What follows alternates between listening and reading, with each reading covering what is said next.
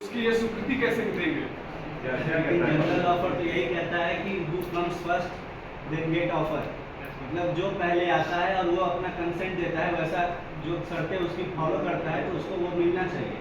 अगर ये लालमन शुक्ला ढूंढ के लाए भतीजे को, इसका मतलब कि इनको मिलना चाहिए। फिर आपकी तो यही कार्य था कि लाल आपने यही कहा था ऑफर में कि जो भी हमारे भतीजे को ढूंढ के लाएगा मैं उसे इनाम दूंगा, ठीक है। तो ये ढूंढ के लाए, इसका मतलब कि इन्होंने आपके कार्य को पूरा किया जो आपने ऑफर किया था, तो आपको देना चाहिए।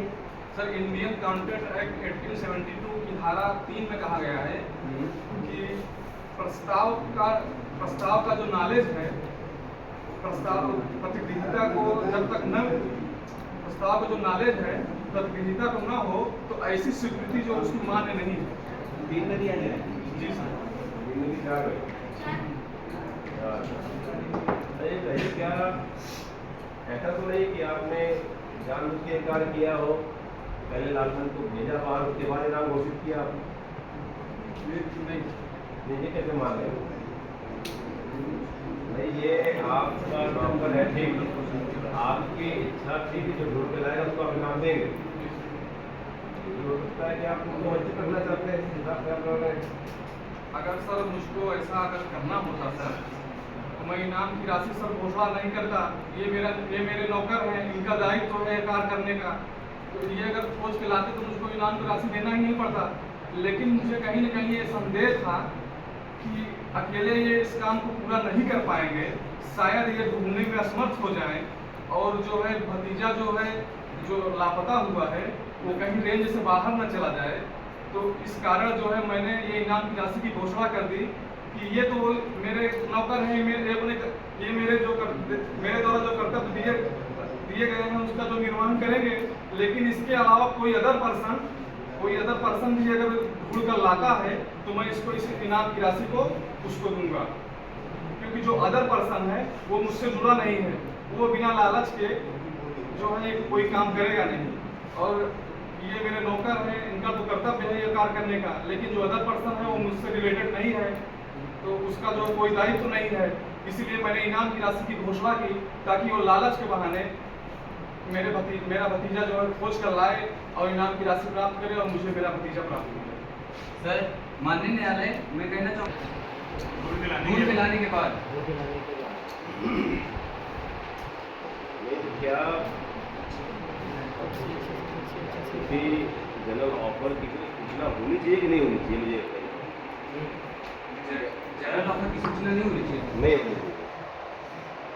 चाहिए। ये किसने कह दिया? अपने विचार रखा कि इनाम की राशि दी जाएगी। में वो आया, आपके संज्ञान में आया, मैं आपके संज्ञान में तब आया जब आपने कार्य पूरा कर दिया। कार्य निस्तारण के बाद अगर आपके संज्ञान में आई है चीजें, अगर सर हम उस शर्तों का पालन कर रहे हैं तो सर वो स्वीकृति हो जाएगी सर। स्वीकृति होने के लिए आपको संसूचना होनी चाहिए प्रस्ताव की।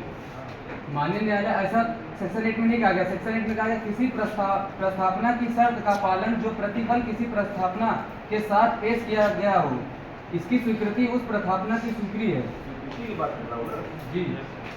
प्रस्ताव आपको गए कहाँ? जनरल ऑफर में भी है, जनरल ऑफर में भी तो प्रस्ताव में जो स्पीकर रहेंगे वही बोलेंगे, भले उनको उससे ज़्यादा पॉइंट आता हो, पर क्योंकि आप नहीं सीखेंगे तो सीख नहीं पाएंगे, क्योंकि इसमें अवार्ड जो है वो इसके भी पक्ष में जाए करना, इससे मायने नहीं है। मायने ये है कि बात कौन धंधा कर रहा है, और ये ऐसे नहीं होगा। आप अगली बार जब आएंगे जो भी आपके पॉइंट्स हैं वो भी जैसे न्यायालय में बात लिखित देते हैं आप वैसे लिखित देंगे, तभी लोग पूछने कर पाएंगे आपसे ये आपने क्या बताया है। क्योंकि तथ्य सही होने चाहिए, आप उनको लॉ ना बताइए, जीरा में आप बता सकते हैं, और जो आप हमें देंगे बात पर उसमें आप हमें लॉ नहीं बताएंगे कि फला सेक्शन में देख लीजिए, वो हम देख लेंगे लिखना होगा। तथ्य क्या है मुकदमों के, और आपके तथ्य के अनुसार आप क्यों नहीं देना चाहते हैं आपको बताइए, आपको मिलना चाहिए और तथ्य के साथ आप बताइए। फिर बाद में हम जब बोलेंगे आपको टाइम बहुत है, जितना भी आप एक्ट दिखाना चाहते हैं, दिखाना चाहते हैं, ऑर्डर दिखाना चाहते हैं।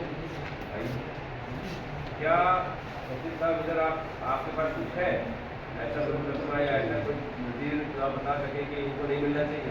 जी सर, क्या? फीस बना इसको लेकर मालूम सर, क्या है? फीस बना स्पीकर वाले सब फीस ने इस मंडेटर को बताया कि एक हत्यारा था, उसके बारे में बताया, लेकिन बाद में उसको पता चला कि इस हत्यारा को बताने वाले को जो है इनाम मिलेगा। लेकिन बाद में माननीय न्यायालय द्वारा ये कहा गया कि इस इनाम की राशि की घोषणा जो है उसके नॉलेज में नहीं थी, जो प्रस्ताव जो है कि संसूचना पूर्ण नहीं हुई, इसीलिए जो है इन्हें ये इनाम की राशि नहीं दी है। माननीय न्यायालय, एक इसी से एक केस रिलेटेड है, कार्ली वर्सेस कार्बोलिक स्मोक बाल कंपनी। इसमें ये हुआ था, बाल कंपनी थी, इसने एक प्रोडक्ट मतलब ये अपना बेची थी, जो ये कहती थी कि इसे 6 महीने यूज कर, इसके बावजूद कोई इस दूसरे शर्तों के अनुसार पालन करता है तो उसे 100 पाउंड का इनाम दिया जाएगा। इसमें कोर्ट ने कार्ली को इनाम देने का निर्णय दिया है। देखिए मुझे तो आप तो भटक गए। आप खुद ही कह रहे हैं वो महिला दवाई देख के लाई, उस दवाई पे लिखा हुआ था, वो जो यूज करेगा वो सही सही उसको जैसे उसमें लिखा था वैसे यूज वैसे ही उसको संसूचना थी ना, हाँ सूचना महिला को संसूचना थी उस ऑफर की। कम्युनिकेशन होना, संसूचना होना उतना ही आवश्यक है, और संसूचना वापस भी ली जा सकती है, ये भी जरूरी है। जानना आपको कब तक वापस ली जा सकती है, जब तक आपने एक्शन नहीं लिया तब तक वो वापस ली जा सकती है। 4, 5, 6 पढ़ना जरूरी है। बताइए।